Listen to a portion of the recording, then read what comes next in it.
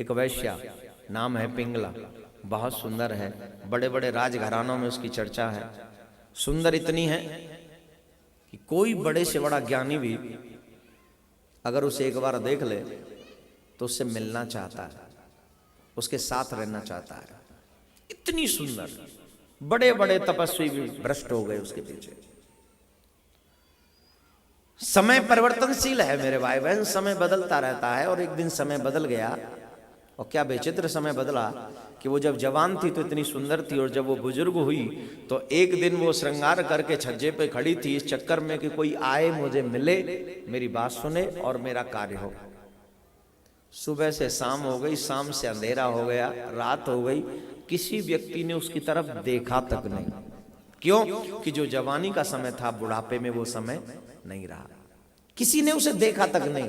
उसे बड़ी ग्लानि हुई और ग्लानि में आकर रोने लगी और भगवान के आगे माथा पीटने लगी और कहने लगी, जितना मैं दुनिया के लिए सजी, काश में अगर एक भी दिन ठाकुर के लिए सज गई होती तो आज मेरा ये बुरा हश्र न होता, आज मुझे दुनिया के आगे रोना नहीं पड़ता। और मेरे भाई बहन, उस दिन उसने निर्णय कर लिया कि आज के बाद मैं दुनिया के लिए कभी नहीं सजूंगी, आज के बाद मैं कृष्ण के लिए सजूंगी।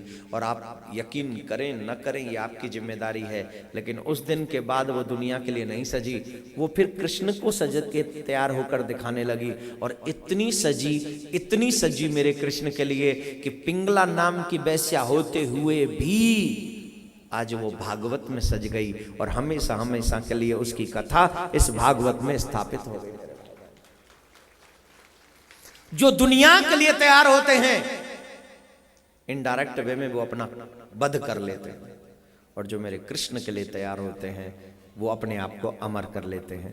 तो आइए हम भी अपनी आत्मा को मेरे कृष्ण के लिए तैयार कर लें, और ऐसी तैयार करें कि दुनिया चाहे जो भी कहे, लेकिन मेरा कृष्ण कह दे, मेरे प्यारे तू सिर्फ मेरे हृदय लगने लायक है, मैं गोपी समझकर तुझे अपने हृदय से लगाना चाहता हूं, आजा प्लीज कम टू मी, मैं तुम्हें प्यार करूंगा, स्नेह करूंगा, जो तू चाहेगा मैं वही करूंगा, बस तू मेरा है, तू मेरा है, तू मेरा है, तू मेरा है।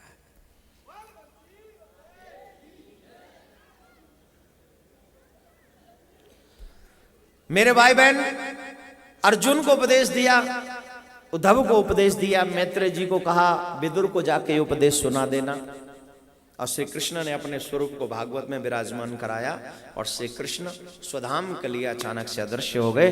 बोलो कृष्ण कन्हैया। और आइए शुरू से लेकर अंत तक अब हम और आप चलेंगे, जिससे 7 दिन की लाभ आपको प्राप्त होगा। मेरे भाई बहन, सभी से मेरा निवेदन है, फिर आप लोग खड़े हो गए हैं, आप बहुत ही साधुवाद के पात्र हैं। पहला श्लोक बोलेंगे भागवत का मेरे साथ, और ये 2 से 2.5 मिनट का कथा प्रसंग है, और ये 2 से 2.5 मिनट की ये जो पूरी कथा है, इसको जो सुनेगा बैठ के सर ढक के, वो 7 दिन का लाभ प्राप्त कर सकता है। आगे तुम्हारी मर्जी। पहला श्लोक बोलेंगे, सच्चिदानंद रूपाय विश्वोत्पत्त्यादि हेतवे तापत्रय विनाशाय श्री कृष्णाय वयं नमः। भागवत के प्रथम स्कंद में प्रश्नों के साथ भागवत अब प्रकट होती है, प्रारंभ होती है, जिसमें भगवान के 24 अवतारों का वर्णन है। 19 अध्याय हैं उसमें। प्रथम स्कंद में 19 अध्याय हैं, द्वितीय स्कंद में 10 अध्याय हैं, सद्यो मुक्ति क्रम मुक्ति का वर्णन है। तृतीय स्कंद में 33 अध्याय हैं, सृष्टि का वर्णन जिसमें किया गया है। चतुर्थ स्कंद में 31 अध्याय हैं, विसर्ग चारों धर्मों का वर्णन है। ब्राह्मण ज्ञान के द्वारा क्षत्रिय, बल के द्वारा वैश्य, धन के द्वारा सेवक, तन के द्वारा धर्म की रक्षा करें। पंचम स्कंद में 26 अध्याय है, स्थान शक्ति लीला का वर्णन है। षष्ठम स्कंद में 19 अध्याय है, पोषण लीला का वर्णन है। सप्तम स्कंद में ऊती लीला का वर्णन है, 15 अध्याय हैं। अष्टम स्कंद में 24 अध्याय मनवंतरों का वर्णन है। नवम स्कंद में 24 अध्याय हैं, ईशान लीला का वर्णन है। दसम स्कंद में निरोध लीला का वर्णन है, जन्म से लेकर द्वारिका तक की लीलाओं का वर्णन। भागवत के 10वें स्कंद में आता है, जिसमें 90 अध्याय हैं। एकादश स्कंद में मुक्ति लीला का वर्णन है, 31 अध्याय हैं। द्वादश स्कंद में आश्रय लीला का वर्णन है, 13 अध्याय हैं। 12 स्कंद 335 अध्याय और 18,000 श्लोक श्रीमद् भागवत में विराजमान है। राजा परीक्षित 7वें दिन अपने स्थान से खड़े हुए सुखदेव मुनि का तिलक किया और सुखदेव मुनि ने पूछा, राजन मृत्यु से भय तो नहीं है? बोले, मेरा जन्म ही कब हुआ था जो मैं मर जाऊंगा? आत्मा न मरती है न मारती है, आत्मा तो अजन्मा है। आत्मा तो सिर्फ परमात्मा का अंश है।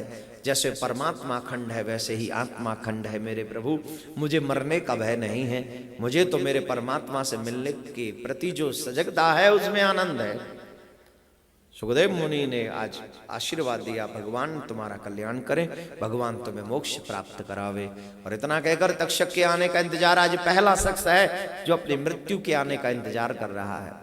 गंगा के तट पर पहुंचे और गंगा के तट पर पहुंचकर तक्षक के आने का इंतजार किया। तक्षक आए, दशा श्राप की पूर्ति हुई। लेकिन मेरे भाई बहन, राजा के प्राण तो तभी भगवान में समा गए थे जिस वक्त भागवत संपन्न हुई थी। आइए भागवत के अंतिम श्लोक मेरे साथ बोलेंगे। भवे भवे यथा भक्ति, भवे भवे यथा भक्ति, पादयोस्तव जायते, पादयोस्तव जायते, तथा कुरुष्व देवेश, तथा कुरुष्व देवेश।